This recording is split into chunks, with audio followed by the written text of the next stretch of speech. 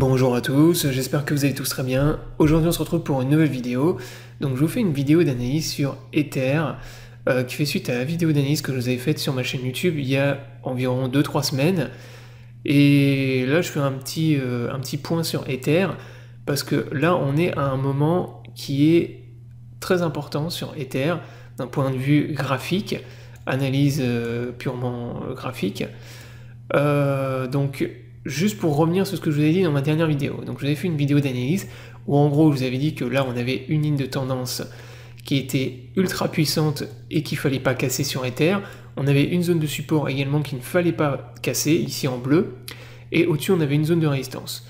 Et à l'époque, en gros c'est ce que je vous avais tracé ici, on était ici, on avait eu un rebond sur la trend, et je vous avais dit, soit on a un rebond ici, le Bitcoin et revient tester la zone en rouge ici, on va avoir un rebond à court terme, et je vous avais dit dans cette vidéo d'ailleurs qu'il y avait de très fortes probabilités d'avoir un rebond à court terme, donc là c'est exactement ce qui s'est produit, et surtout qu'il ne fallait pas casser cette ligne de tendance et la zone en bleu ici. Donc là on va voir un peu justement sur Ether, où est-ce qu'on en est actuellement. Donc avant de continuer la vidéo, si vous êtes intéressé par le trading des crypto-monnaies, je vous invite à me rejoindre sur Exchange Billet. Vous pouvez trader les cryptos en spot, en futur.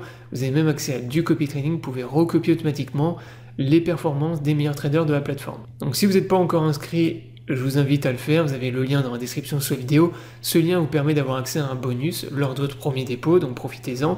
Et je vous mettrai également le lien vers mon guide en copy trading pour les gens qui sont intéressés. Donc maintenant on continue la vidéo. Donc là, comme je vous l'ai dit, on a eu le rebond à court terme sur Bitcoin. On est venu taper la ligne de résistance, on a eu un rejet dans cette zone. Donc là, ce que je vous avais mis en vert ici a été parfaitement respecté.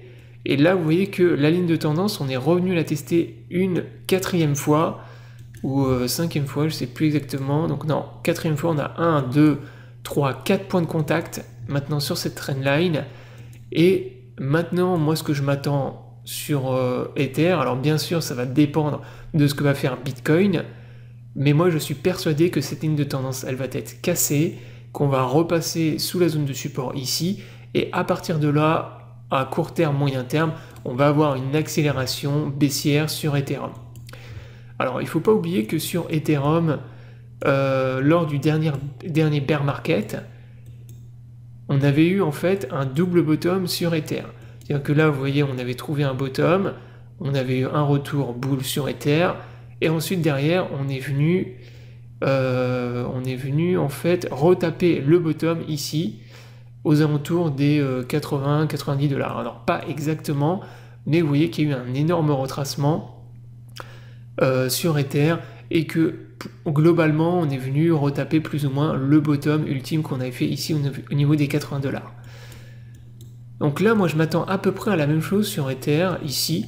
C'est-à-dire que là, si vous prenez le pattern que j'ai dessiné en blanc, on est dans un pattern de continuation baissière, en tout cas dans un pattern de consolidation où il y a de fortes probabilités d'avoir une continuation baissière. Et là, moi, je m'attends plus ou moins à la même chose, c'est-à-dire que lorsqu'on va venir casser ce pattern, je m'attends à une accélération baissière sur Ethereum avec un Ether qui peut facilement revenir taper les 1200 $ et même peut-être un peu plus bas. Sachant que sur le DeFi Explorer, comme je vous l'ai montré dans ma dernière vidéo d'analyse sur Ether, vous avez énormément d'Ether à venir liquider sous les 1500 et aux alentours des 1200. Alors il me semble que c'est à peu près ça. Il y a des quantités d'Ether qui sont avec des prix de liquidation aux alentours des 1100, 1200 et vous en avez énormément sous les 1500. Donc voilà pourquoi je pense que si on repasse sous les 1500 $ sur Ether, c'est-à-dire si on vient casser la zone de support que vous avez ici en bleu, vous allez avoir en fait une cascade de liquidation. On va entrer dans une cascade de liquidation avec des quantités d'Ether qui sont monstrueuses à venir liquider en dessous. Et on peut avoir un prix de l'Ether, une accélération baissière sur Ethereum avec un prix qui peut revenir aux alentours des 1000 $ à peu près, on va dire. Arriver dans la zone en bleu ici, sur Ether, pour moi ce sera un excellent point d'entrée. Donc c'est ce que je vous avais dessiné en fait en rouge ici. Voilà, ici il y a une énorme zone de support. Donc je serais surpris par contre, lorsqu'on va venir casser la trendline, qu'on repasse sous cette zone sur Ether. Moi je pense que déjà si on vient taper cette zone, ce sera un spot et un point d'entrée qui sera excellent, donc aux alentours des 1100-1200 $. Et vraiment si on vient repasser sous cette zone, eh ben on a le support des 1000 $ et le bottom ultime qu'on a fait en 2022 aux alentours des 900 $. Donc bien évidemment on ne repassera pas sous les niveaux que je vous ai indiqués ici, donc sous les 900 $, 1000 $. Vraiment au pire ce sera le double bottom à 900 $, comme ce qu'on avait fait lors du dernier bear market, mais ça descendra pas plus bas. Pour moi là le bottom il a été fait, c'est bon sur Ether, que ce soit sur Ether ou sur Bitcoin, les bottoms ont été atteints, et faut pas rêver, moi aussi j'aurais bien voulu avoir de l'Ether qui redescendent plus bas, aux alentours des 800 $. Moi j'avais ma zone à la base ici, dans la zone en verte, entre 700 et 800 que j'avais identifié. J'avais cette zone là et la zone en violette, mais bon la zone en violette j'y croyais pas trop. Mais vous voyez qu'on s'en est très fortement rapproché, mais qu'on n'est pas venu non plus dans la zone que j'avais identifiée ici.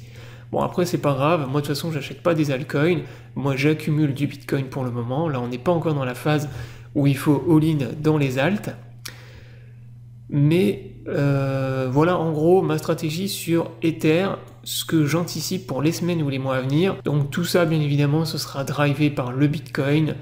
Donc c'est le Bitcoin voilà, qui conduit de toute façon toutes les autres cryptos. Donc après bien sûr si le Bitcoin il explose, bah, Ether lui il va exploser aussi, il va remonter. Mais on voit là globalement quand même que vous avez une dominance du Bitcoin qui a plutôt tendance à monter. Donc voilà, là c'est ce que je voulais vous montrer également, dominance du Bitcoin qui remonte, donc 50% de dominance du Bitcoin au détriment des altcoins. Donc dès que le Bitcoin en fait il dump, vous avez les altcoins qui crashent et qui baissent très fortement. Donc moi je m'attends toujours, comme je vous l'ai dit, à une remontée de la dominance du Bitcoin. Là on est à 50%, je pense qu'on peut remonter un peu plus haut. Si on va regarder le graphique de la dominance du BTC, donc là on est à peu près sur un palier au niveau aux alentours des 50%. Donc ça c'est pareil, hein, l'explosion de la dominance du Bitcoin, c'est quelque chose dont je vous avais parlé et que j'avais anticipé, je vous avais donné dans mes vidéos depuis l'année dernière déjà. Donc voilà, quand les gens en 2022 ils étaient en train de all-in dans les alts, ils faisaient n'importe quoi, moi je vous avais dit que c'était le pire moment pour acheter des altcoins. Et les bear markets, je le dis et je le répète sans arrêt, c'est fait pour accumuler du Bitcoin. Du Bitcoin et pas accumuler des alts. Alors bien sûr, vous pouvez acheter une alt qui va exploser, mais vous aurez juste eu de la chance, c'est comme si vous aviez gagné au casino. Bon, regardez, 99% des alts se mangent des moins 90, moins 95%, avec voilà, des retracements et des crashs qui sont monstrueux, et le Bitcoin, lui, bien sûr qu'il descend, mais beaucoup moins. Et quand vous avez des remontées du Bitcoin, en général les altcoins vont performer un petit peu mieux que le Bitcoin, mais pas beaucoup plus. Et dès que vous avez un retracement sur le Bitcoin, vous voyez que les alts, elles se cassent la gueule et elles crashent beaucoup plus violemment. Donc voilà pourquoi vous avez une remontée de la dominance sur Bitcoin. Et je pense que, moi je vous avais dit, je crois, aux alentours des 50% à peu près, ce qui a été atteint, mais je pense qu'il y a moyen de remonter un petit peu plus encore, aux alentours des 55, voire maximum 60%. 60%, j'y crois pas trop, parce que c'est le palier qu'on avait eu lors du dernier bear market. On était aux alentours des, on va dire, entre 60 et 70%. Donc on ne réatteindra pas ce niveau-là. Mais je pense qu'il y a moyen de remonter, on va dire, aller à 55%, à peu près, voire maximum 56-57%. Arrivé ici, la dominance du Bitcoin, ce sera terminé et on entrera dans une phase où il faudra commencer à accumuler des altcoins et en tout cas arrêter d'acheter du Bitcoin. Voilà, donc la vidéo est terminée, j'espère qu'elle vous aura plu, donc je vous invite à vous abonner à la chaîne pour ne pas rater les prochaines vidéos. Je vous souhaite à tous une bonne journée et à bientôt pour une prochaine vidéo.